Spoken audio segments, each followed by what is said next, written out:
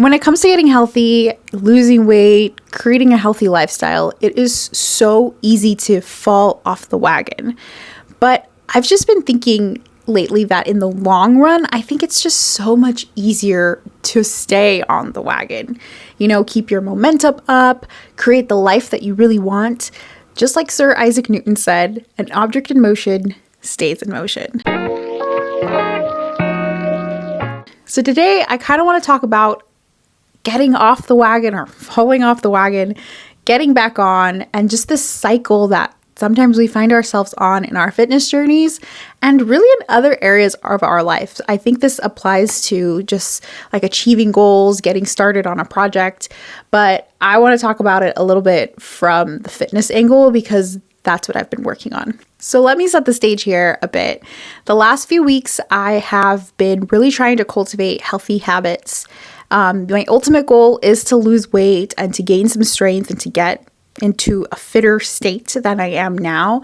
But I am approaching it from a habit standpoint rather than just a number standpoint because I really want to create habits that are going to stick and like carry me through the rest of my life.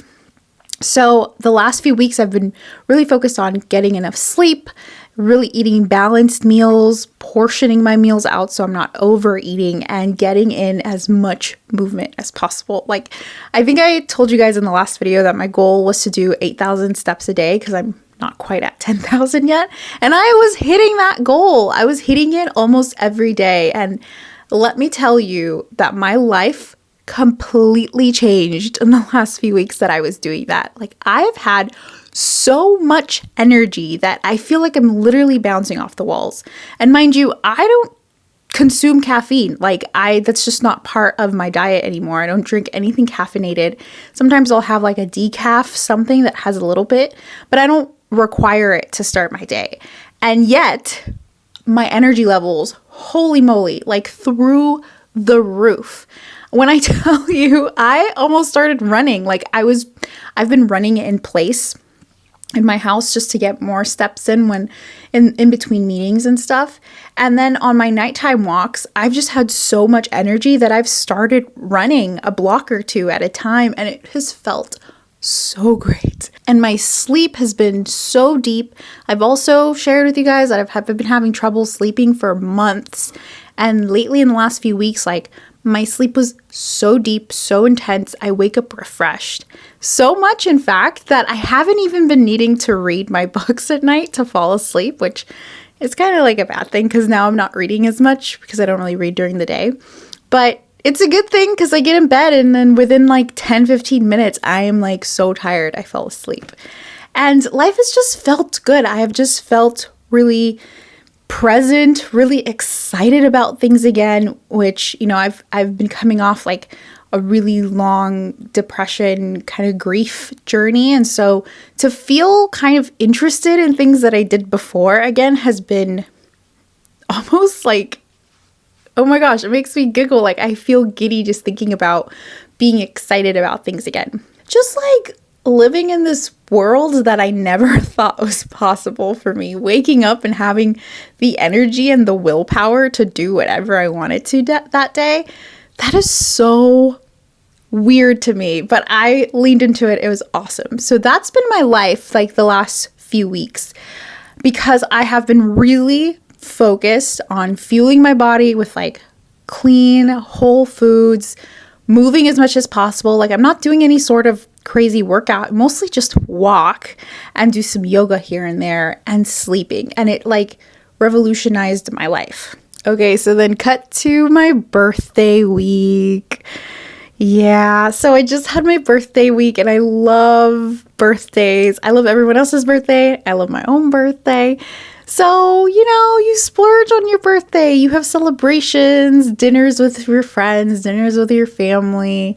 And then you start to get yourself little treats here and there, a little mini bundt cake here, a little cookie there, a little latte here, a decaf one. And I think it's because I went from this nirvana that I was in by doing all the things that I was supposed to do correctly for my body and cut to my birthday week where I'm eating a bunch of treats. I'm not really getting as many steps in and it starts to affect my sleep.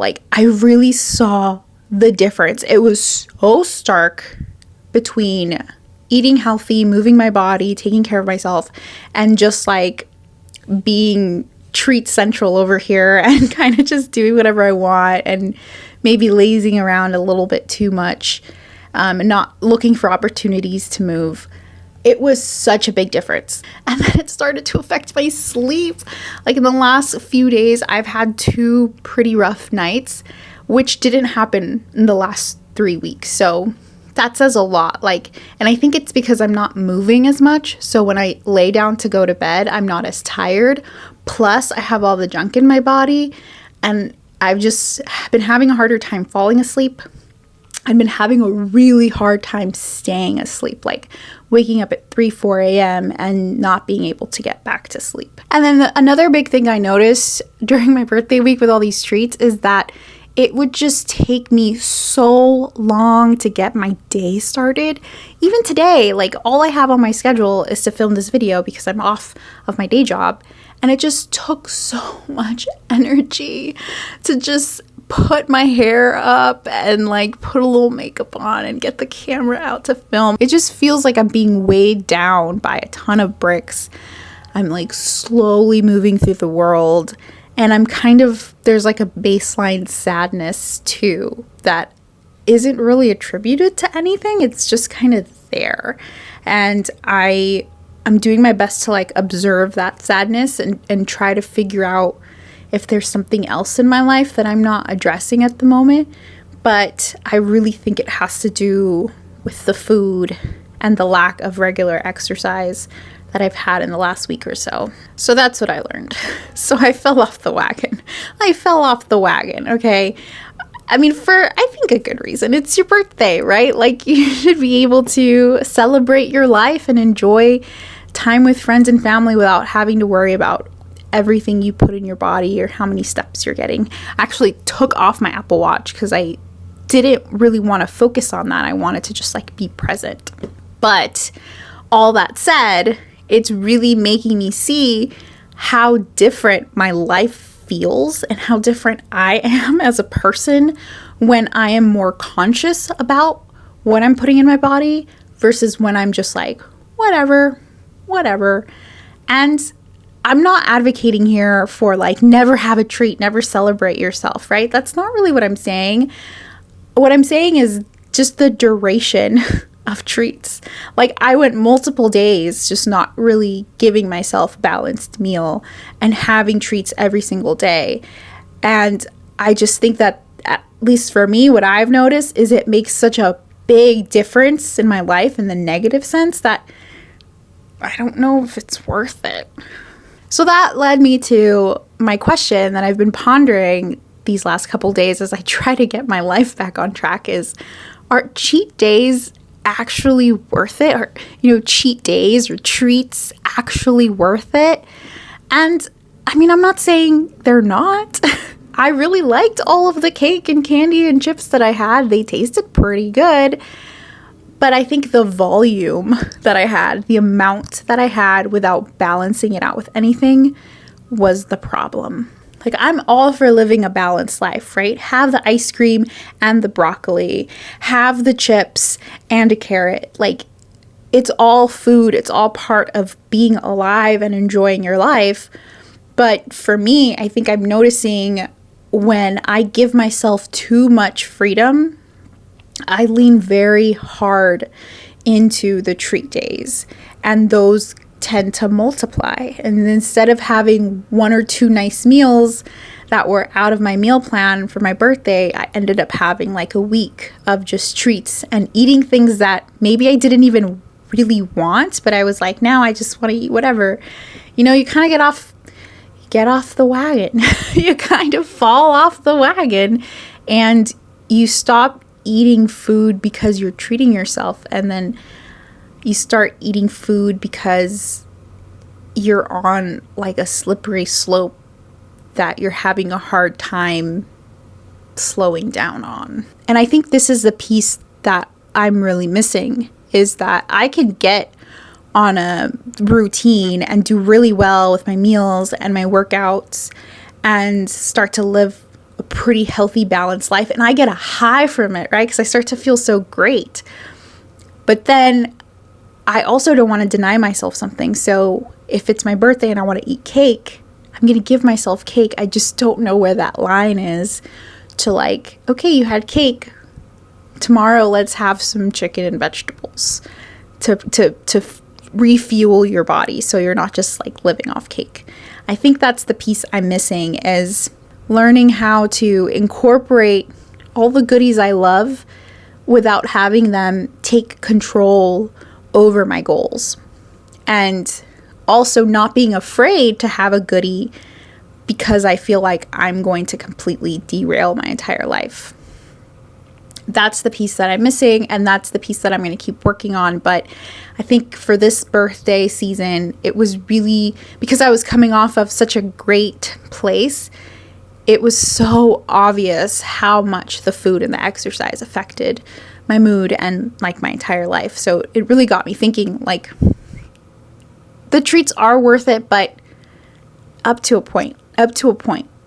Because at some point, it's going to take me way too long to get back to that healthy place that I really like to be in, because I skewed too far to the treat side.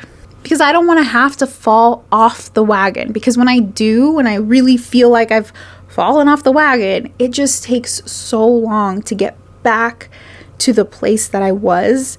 And sometimes it's discouraging, and sometimes trying to get back on takes even longer than what I was doing in the first place. And I guess that's what people are talking about with things like the 80-20 rule, where it's like you're eating well and doing all the things you need to do 80% of the time, and then 20% you can just like live your life.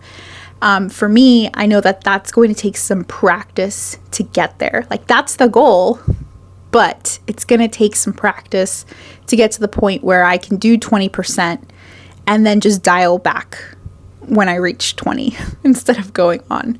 And I think it's going to take a lot of awareness and mindfulness and just making choices and not letting the circumstances make the choice for me. So my challenge to me, to us, is to look at celebrations and hangouts that we have coming up and ask ourselves, how can we be fully present, have fun, but not fall completely off the wagon? All right, friends, thanks for watching. Be well. See you next time.